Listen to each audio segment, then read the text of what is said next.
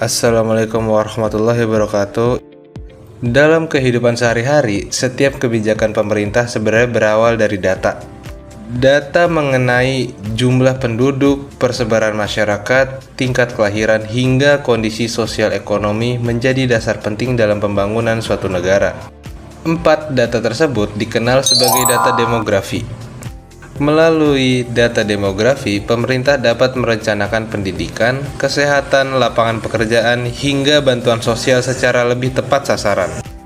Data demografi memiliki peranan yang sangat penting dalam mendukung pembangunan ekonomi dan sosial suatu negara. Melalui data demografi, pemerintah dapat memahami jumlah penduduk, distribusi penduduk, struktur penduduk, tingkat pendidikan, serta kondisi sosial ekonomi masyarakat. Tanpa data yang akurat, proses pengambilan keputusan dapat menjadi tidak tepat sasaran dan menimbulkan berbagai ketimpangan sosial. Dalam pengumpulan data demografi, terdapat 2 sumber utama yang paling sering digunakan, yaitu sensus penduduk dan registrasi vital. Sensus penduduk merupakan proses pencatatan seluruh penduduk dalam suatu wilayah pada waktu tertentu.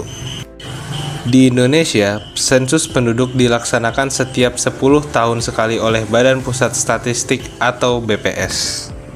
Sensus penduduk memiliki kelebihan karena kecakupannya sangat luas dan mampu memberikan gambaran menyeluruh mengenai kondisi penduduk pada suatu waktu tertentu.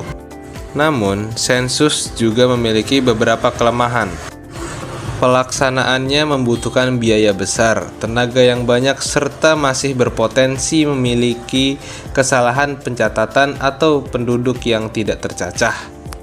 Selain itu, data sensus bersifat periodik sehingga tidak dapat menggambarkan perubahan penduduk secara real time.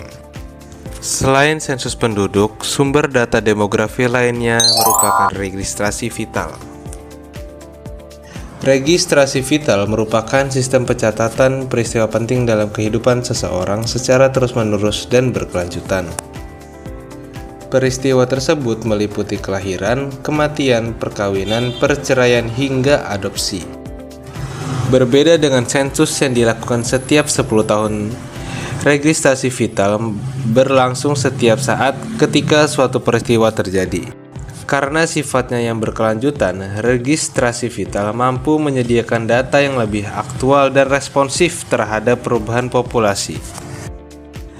Namun, kualitas registrasi vital sangat bergantung pada kesadaran masyarakat dalam melaporkan setiap peristiwa penting dalam instansi yang terkait. Sensus penduduk dan registrasi vital memiliki perbedaan dalam metode, cakupan, serta tujuan penggunaannya. Sensus penduduk dilakukan secara aktif oleh petugas yang mendatangi rumah tangga untuk mencatat seluruh penduduk.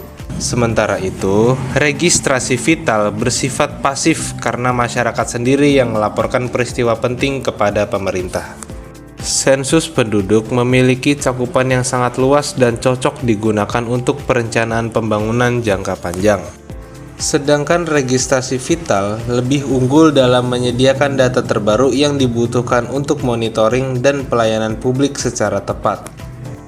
Oleh karena itu, kedua sumber data ini saling melengkapi dalam mendukung pembangunan nasional. Dalam praktiknya, ketidakakuratan data demografi dapat menimbulkan berbagai permasalahan sosial. Salah satu contohnya adalah fenomena pernikahan anak dan tingginya angka perceraian di beberapa daerah yang seringkali tidak tercatat secara resmi dalam sistem administrasi. Selain itu, data yang tidak akurat juga dapat menyebabkan bantuan sosial jadi tidak tepat sasaran. Karena itu, integrasi antara sensus penduduk, registrasi vital, dan basis data sosial menjadi sangat penting untuk meningkatkan kualitas kebijakan publik. Sebagai kesimpulan, sensus penduduk dan registrasi vital merupakan 2 sumber data demografi yang memiliki fungsi penting dalam pembangunan ekonomi dan sosial. Sensus penduduk memberikan gambaran menyeluruh mengenai kondisi populasi, sedangkan registrasi vital menyediakan data yang terus diperbarui secara berkelanjutan.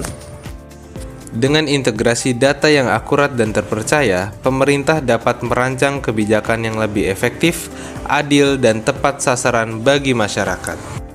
Sekian dari kami. Wassalamualaikum warahmatullahi wabarakatuh.